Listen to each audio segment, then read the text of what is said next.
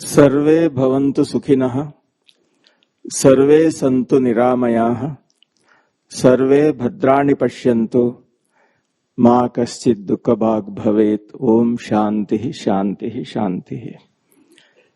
ಇವನಾರವನೆಂದೆನಿಸದಿರಯ್ಯ, ಇವ ನಮ್ಮವ ಇವ ನಮ್ಮವನೆಂದೆನಿಸಯ್ಯ. ಕೂಡಲ ಸಂಗಮ ದೇವ ನಿಮ್ಮ ಮಹಾಮನೆಯ ಮಗುವೆಂದೆನಿಸಯ್ಯ. ಈ ದಿವಸ ಧರ್ಮದರ್ಶನದ ಒಂದು ನೆಲೆಯಲ್ಲಿ ಧರ್ಮವನ್ನ ನಮ್ಮೆದುರಿಗೆ ನಮಗೆ ಅರ್ಥವಾಗುವಂತೆ, ನಮಗೆ ಪ್ರೇರಣಾದಾಯಿಯಾಗಿ ಅದನ್ನು ಪರಿಚಯಿಸುವಂತಹ, ನಮ್ಮ ಅನುಭವಕ್ಕೆ ತರುವಂತಹ ಒಂದು ಕಾರ್ಯಕ್ರಮ ಪ್ರಾರಂಭ ಆಗಿದೆ. ನಮ್ಮ ಋಷಿಗಳು ಹೇಳಿದ್ರು, ಧರ್ಮಂ ಚರ ಅಂತ. ಧರ್ಮ ಮಾತನಾಡೋದಲ್ಲ, ನಡೆಯೋದು ಅಂತ. ಧರ್ಮ ದರ್ಶನ ಅಂತಂದ್ರೆ ಅದು ಸ್ವಾನುಭವ, ಅದು ಪ್ರದರ್ಶನ ಅಲ್ಲ. ಧರ್ಮ ಪ್ರದರ್ಶನ ಅಲ್ಲ, ಧರ್ಮ ದರ್ಶನ ಅಂತ. ಆ ಧರ್ಮ ದರ್ಶನಕ್ಕೆ ಅದ್ಭುತವಾಗಿರುವಂತ ಒಂದು ಆಯಾಮಕ್ಕೆ ಆ ಪ್ರೇರಣೆ ಕೊಟ್ಟಂತ ಒಂದು ಮಹಾನ್, ಒಂದು ಕಾರುಣಿಕ ವ್ಯಕ್ತಿಯನ್ನ ಈ ದಿವಸ ನಾವಿಲ್ಲಿ ಪರಿಚಯ ಮಾಡಿಕೊಡುವಂತ ಒಂದು ಸನ್ನಿವೇಶ ಇಲ್ಲಿ ನಡೀತಾ ಇದೆ. ಧರ್ಮಸ್ಥಳದ ವೀರೇಂದ್ರ ಹೆಗಡೆ ಅವರು, ಅವರ 50 ವರ್ಷಗಳ 5 ದಶಕಗಳ ಸೇವಾ ಪಥ ಹೇಗಿತ್ತು ಅಂತ ಅನ್ನುವುದನ್ನ ನೆನಪಿಸಿಕೊಳ್ಳುವಂತ ಒಂದು ಅವಕಾಶ.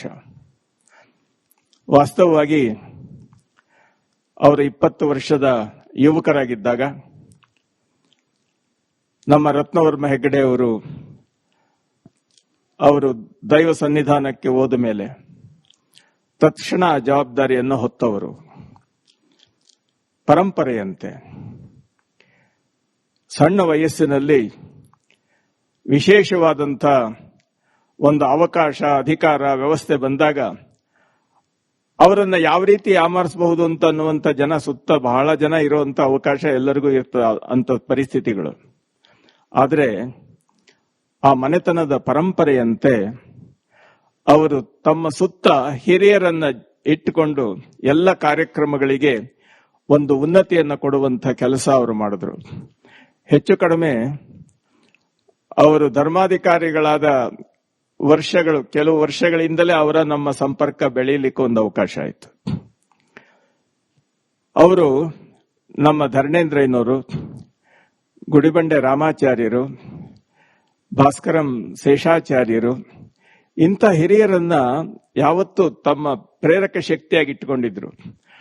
ನಮ್ಮ ಪೇಜಾವರದ ಶ್ರೀಗಳು, ವಿಶ್ವೇಶತೀರ್ಥ ಶ್ರೀಗಳು, ಹೀಗೆ ಎಲ್ಲ ಹಿರಿಯರ ಅನುಭವದ ಮಾತುಗಳನ್ನ ಯಾವ ರೀತಿ ಕೃತಿಗಿಳಿಸಬೇಕು ಅಂತ ಅನ್ನುವಂಥದ್ದು, ಇದು ಸಾಧ್ಯವೇ ಇಲ್ಲ ಅಂತ ಅಸಾಧ್ಯವಾದ ವಿಚಾರಗಳನ್ನು ಸಹ ಸರಳವಾದ ರೀತಿಯಲ್ಲಿ ಮಾಡುವಂತಹ ಒಂದು ದೈವಿ ಕೃಪೆ, ಅದು ನಮ್ಮ ಹೆಗಡೆ ಅವರಿಗೆ ಸಹಜವಾಗಿ ಮಂಜುನಾಥನ ಅನುಗ್ರಹದಿಂದ ಬಂದದ್ದು ಅಂತ ಅನ್ನೋದ್ರಲ್ಲಿ ಯಾವ ಸಂಶಯವನ್ನು ಇಟ್ಟುಕೊಳ್ಬೇಕಾದಿಲ್ಲ.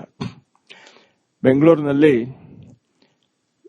ನಮ್ಮ ದೇವರಾಜರಸರ ಒಂದು ಅಧಿಕಾರದ ಸನ್ನಿವೇಶದಲ್ಲಿ ಉಳುವ ಒಂದೇ ಭೂಮಿ ಅಂತ ಅನ್ನುವಂಥ ನೆಲೆಯಲ್ಲಿ ದೇವಾಲಯಗಳು ಮತ್ತು ಧರ್ಮಸ್ಥಾನಗಳ ಒಂದು ನೆಲೆಯನ್ನ, ಭೂಮಿಯನ್ನ ಉಳಿಸಬೇಕು ಅಂತ ಅನ್ನುವಂಥ ಒಂದು ಸನ್ನಿವೇಶ ಎಲ್ಲಾ ಗುರುಗಳ ಮನಸ್ಸಿನಲ್ಲೂ ಬಂದಾಗ ಅದರ ಜೊತೆಯಲ್ಲಿ ಕೈ ಜೋಡಿಸಿ ನಿಂತವರು ನಮ್ಮ ವೀರೇಂದ್ರ ಹೆಗಡೆ ಅವರು.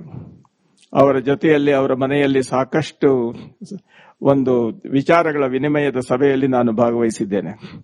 ನಮ್ಮ ಪೇಜಾವರ ಶ್ರೀಗಳು, ಸಿದ್ಧಗಂಗೆಯ ಶಿವಕುಮಾರ ಮಹಾಸ್ವಾಮಿಗಳವರು, ಸುತ್ತೂರು ಶಿವರಾತ್ರಿ ರಾಜೇಂದ್ರ ಸ್ವಾಮಿಗಳು, ಚಿತ್ರದುರ್ಗದ ಮಲ್ಲಿಕಾರ್ಜುನ ಮುರುಘರಾಜೇಂದ್ರ ಜಗದ್ಗುರುಗಳು, ಹೀಗೆ ಅವರೆಲ್ಲರ ದೃಷ್ಟಿ, ಅವರೆಲ್ಲರ ಆಲೋಚನೆಗಳನ್ನ ಕೃತಿಗಿಳಿಸುವ ಬಗೆ ಹೇಗೆ ಅಂತಂದ್ರೆ ಅದನ್ನ ಹೆಗಡೆಯವರನ್ನು ಕೇಳಬೇಕು ಅಂತ ಅನ್ನುವಂಥ ಲೆಕ್ಕದಲ್ಲಿ ಎಂತ ಅದ್ಭುತವಾದಂತ ಒಂದು ಪ್ರಸಂಗಗಳು, ಅದನ್ನು ಹೇಳಲಿಕ್ಕೆ ಸಾಧ್ಯ ಇಲ್ಲ.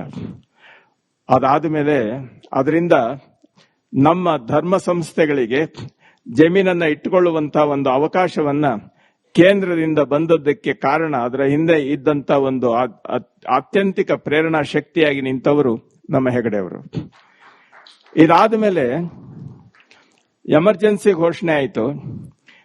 ಎಲ್ಲ ಕಡೆ ಅವ್ಯವಸ್ಥೆ ಮತ್ತು ವಿಚಿತ್ರವಾಗಿರುವಂತಹ ಸನ್ನಿವೇಶಗಳು ಸೃಷ್ಟಿಯಾದವು. ಸಂಘಟನೆಗಳೆಲ್ಲವೂ ವಿಘಟನೆ ಆಗುವಂತ ಸನ್ನಿವೇಶ ಬಂದಾಗ ಧರ್ಮ ಜಾಗೃತಿ ಸಮ್ಮೇಳನ ಅಂತ ಅನ್ನುವಂಥ ಒಂದು ಕಾರ್ಯಕ್ರಮವನ್ನ ಇಟ್ಟುಕೊಂಡು 2 ವರ್ಷಗಳ ಕಾಲ ಇಡೀ ಕರ್ನಾಟಕದ ಎಲ್ಲ ಮೂಲೆ ಮೂಲೆಗಳನ್ನು ಸುತ್ತಿ ಅದಕ್ಕೆ ಬೇಕಾದಂತಹ ಒಂದು ಮನಸ್ಥಿತಿಯನ್ನ ಸೃಷ್ಟಿ ಮಾಡಿ ಆ ಕಾರ್ಯಕ್ರಮವನ್ನು ಬೆಂಗಳೂರಿನಲ್ಲಿ ನಮ್ಮ 76-77 ಸನ್ನಿವೇಶದಲ್ಲಿ 77 ಪ್ರಾರಂಭದಲ್ಲಿ ಆ ಕಾರ್ಯಕ್ರಮ ಆಯಿತು. 3 ದಿವಸದ ಕಾರ್ಯಕ್ರಮ. ಆ ಕಾರ್ಯಕ್ರಮದ ಉದ್ಘಾಟನೆಗೆ ಇಂದಿರಾ ಗಾಂಧಿಯವರೇ ಬರಬೇಕಾಗಿತ್ತು. ಅವರು ಎಲೆಕ್ಷನ್ ಘೋಷಣೆ ಆದ ಸನ್ನಿವೇಶ ಇದ್ದದ್ರಿಂದ ಅವರು ಬಿಟ್ಟು ಅವರ ಪ್ರಮುಖ ಮಂತ್ರಿಗಳನ್ನ ಇಲ್ಲಿ ಕಳಿಸ್ಕೊಟ್ಟಿದ್ರು.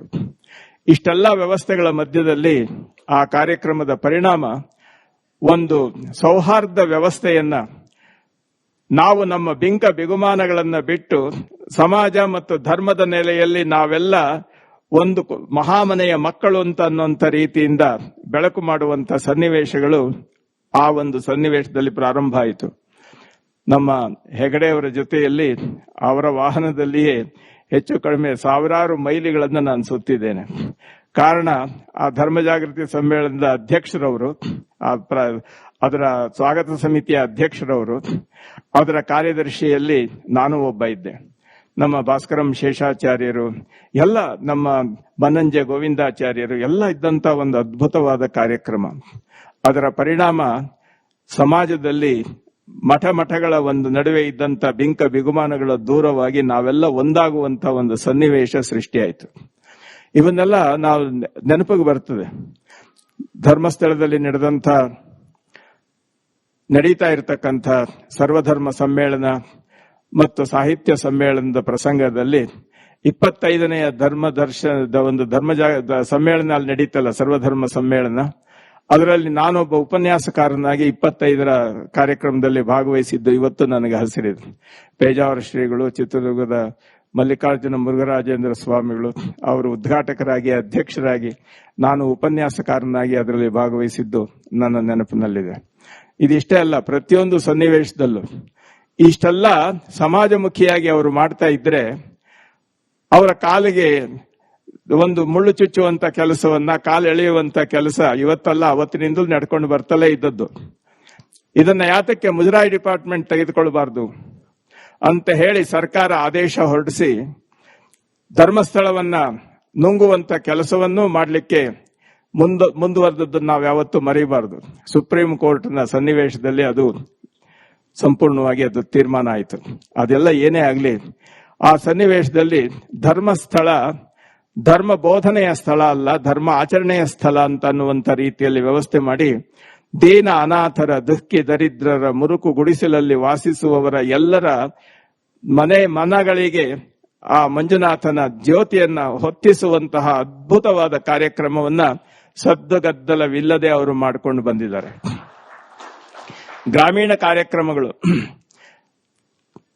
ಗ್ರಾಮೀಣ ಹೆಣ್ಣು ಮಕ್ಕಳಿಗೆ ಅವರ ಒಂದು ಬೆಳವಣಿಗೆಗೆ ಬೇಕಾಗ್ತಕ್ಕಂಥ ಪ್ರೇರಣಾದಾಯಿಯಾಗಿ ಇವತ್ತೇನು ಸರ್ಕಾರಗಳು ದೊಡ್ಡದಾಗಿ ಘೋಷಣೆ ಮಾಡಿ ಅದು ಮಾಡೋದು ಇದು ಮಾಡೋದು ಅಂತ ಇದೆಯಲ್ಲ, ಇವರು ಏನು ಧರ್ಮಸ್ಥಳದ ಹೆಗಡೆಯವರು ಮಾಡದಂತ ಕೆಲಸದ 10 ಪೈಸೆ ಇವ್ರ ಕೈನಲ್ಲಿ ಇದುವರೆಗೂ ಮಾಡ್ಲಿಕ್ಕಾಗಿಲ್ಲ. ನಾವು ಅನೇಕ ಸನ್ನಿವೇಶದಲ್ಲಿ ನಾವು ಮಂತ್ರಿಗಳ ಜೊತೆಯಲ್ಲಿ ಮಾತನಾಡುವಾಗ ಧರ್ಮಸ್ಥಳದ ಆ ಒಂದು ಪುಣ್ಯ ಭೂಮಿಯಲ್ಲಿಯೇ ಹೇಳಿದ್ದೇನೆ, ಧರ್ಮಸ್ಥಳ ಅಂತ ಅನ್ನುವಂಥದ್ದು ನಿಮಗೊಂದು ಪ್ರೇರಣಾದಾಯಿ ಶಕ್ತಿ.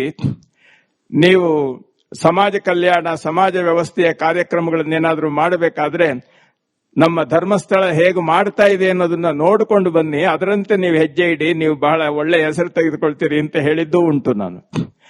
ಇಂಥ ಪ್ರಸಂಗಗಳನ್ನ ಸಹಜವಾಗಿ ಮಾಡ್ತಾ, ಆದರೆ ಇವೆಲ್ಲದರ ಕೀರ್ತಿ, ಪ್ರತಿಷ್ಠೆ, ಪ್ರಸಾರ ಇವುಗಳ ಕಡೆ ಅವ್ರಿಗೆ ಹೋಗಲೇ ಇಲ್ಲ.